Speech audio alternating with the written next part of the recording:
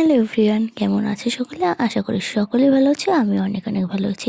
তো চলে আসলাম নতুন একটা ব্লগ নিয়ে। আর দিনটা ছিল 11ই নভেম্বর। আর এই যে রেডি হয়ে একদম ব্লগটা শুরু করছি। আর এই যে দেখতেই পাচ্ছ আমি টোটোয় উঠে পড়েছি। আর এদিকে আমি চলে আসলাম।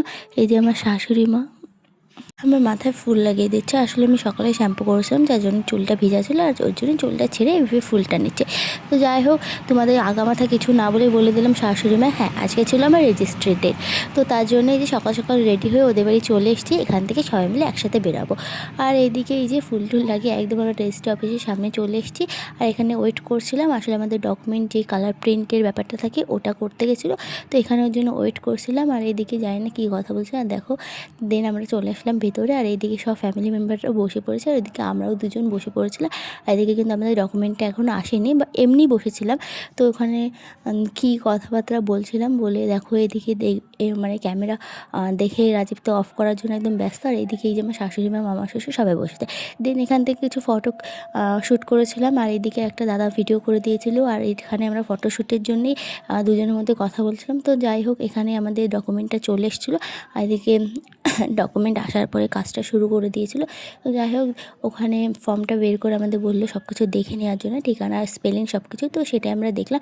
আর যে এই বুকেটা আমাকে মানে ওই দাদাগুলো গিফট করেছে।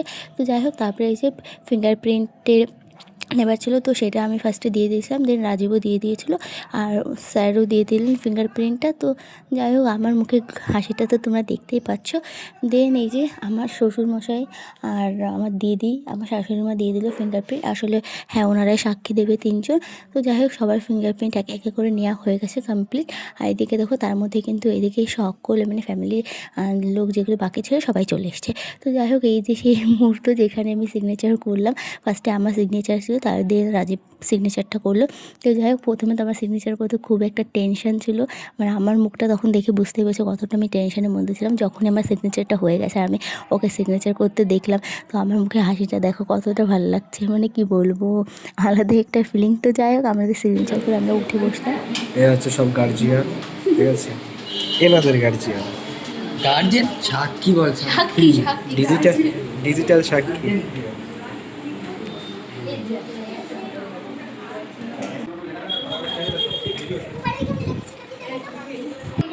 আমি রাজীব সিকদার আজ 11/11/2025 তারিখ মঙ্গলবার হইতে সর্বসমক্ষে এবং স্বেচ্ছায় নিজ ধর্ম ও ভারতীয় সংবিধানের নামে শপথ করে কল্পনা ঠাকুরকে আইনত আমার স্ত্রীরূপে গ্রহণ করলাম। আমি কল্পনা ঠাকুর আজ 11/11/2025 তারিখ মঙ্গলবার হইতে সর্বসমক্ষে এবং স্বেচ্ছায় নিজ ধর্ম ও ভারতীয় সংবিধানের নামে শপথ করে রাজীব সিকদারকে আইনত আমার স্বামীরূপে গ্রহণ করলাম।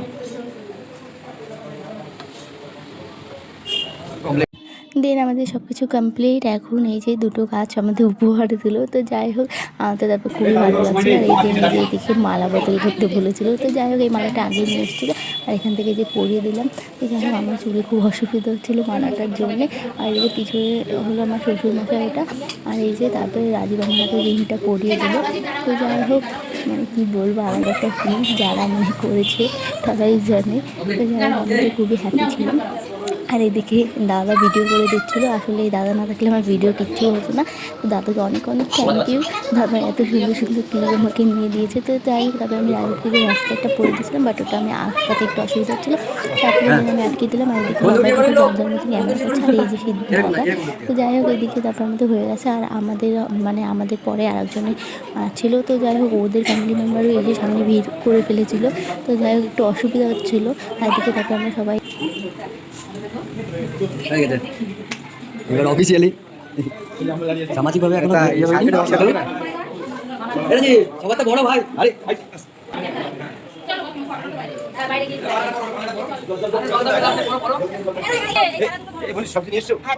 তো মিশন কমপ্লিট, ঠিক আছে, মিশন কমপ্লিট।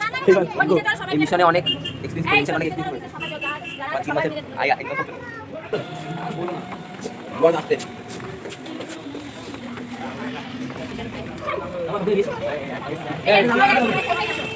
ভাই। তো মিশন কমপ্লিট, আমার আর হবে না, আমরা সিঙ্গেল। Bye bye.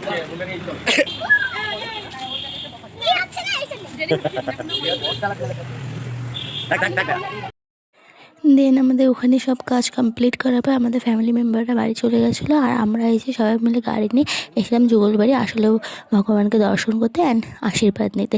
তো যাই হোক, কী আর করা যাবে, এখন যেহেতু দুপুর হয়ে গেছিলো তো সেহেতু মানে মন্দিরের গেটটা বন্ধ ছিল, আর এদিকে অনুষ্ঠানের জন্য ভিতরটা খোলা ছিল, ভিতরটাও বন্ধ থাকতো বাট এই অনুষ্ঠানের জন্য ভিতরটা খোলা রেখেছে। তো যাই হোক, বাইরের থেকে যে নমস্কার করে এখন চলে আসলাম পিছন সাইডে, এখানে মানে ঘাটের ধারে খুবই ভালো ভিউ। তো এখান থেকে বেশ কিছু ফটো ভিডিও ক্লিপ নিয়ে বাড়ি যাবো। তো যাই হোক, এই যে এইদিকে সবাই মিলে এসেছি, আর আমাদের দুজনকে দেখে ভাবছি আমরা পালিয়ে বিয়ে করছি।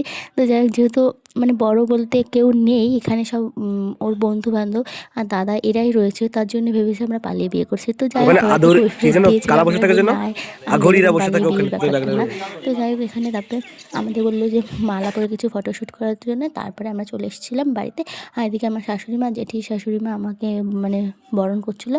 তো যাই হোক, তার জন্য আমাকে বলছিলো এসে বাইরে দাঁড়াতে, তো আমি অনেকক্ষণই বাইরে ওয়েট করছিলাম। তারপরে যে আমার শাশুড়ি মা বরণ করলো আমাকে। তো যাই হোক, তোমাদের তো বললাম আমার শাশুড়ি আর জেঠি শাশুড়ি মা মিলে আমাকে বরণ করছিলো, তো তার জন্য আমি বাইরে ওয়েট করেছিলাম। আর কি বলবো, মানে দিনটার কথা তো বললামই। আর এদিকে কিন্তু সব ফ্যামিলি মেম্বাররা বাড়ি চলে এসেছিলো, আর আমার দিদি মানে মেজদি আর মা আসেনি, যেহেতু ওদের একটু কাজ ছিল, তো ওরা একবারে এখানে জয়েন করেছিলো। যাই হোক, ওখানে অফিসে যেতে পারেনি ওরা, ওই জন্য হয়তো তোমরা কোনো ভিডিও ক্লিপে ওদের দেখবে না।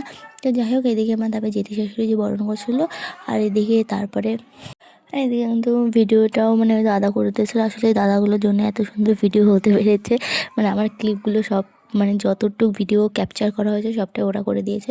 তো যাই হোক, সত্যি না হলে এই ভিডিও ক্লিপ কিচ্ছু থাকতো না আমার কাছে, আসলে আমার ভিডিও করে দেওয়ার মতন ওখানে কেউ ছিল না। তো যাই হোক, এই দাদাগুলো করে দিয়েছে। দেন আমরা চলে আসলাম এই যে আমাদের বাড়ি ঘরের ঠাকুরকে প্রণাম করতে, তো এখানে প্রণাম করে নিলাম। আর দেন বললো দুজনকে প্রণাম করে নিতে। তো ব্লগটা কেমন লাগলো তোমরা অবশ্যই জানা হবে, দেখা হবে নেক্সট ব্লগে। তখন সবাই ভালো থাকবেন, সুস্থ থাকবেন, টাটা।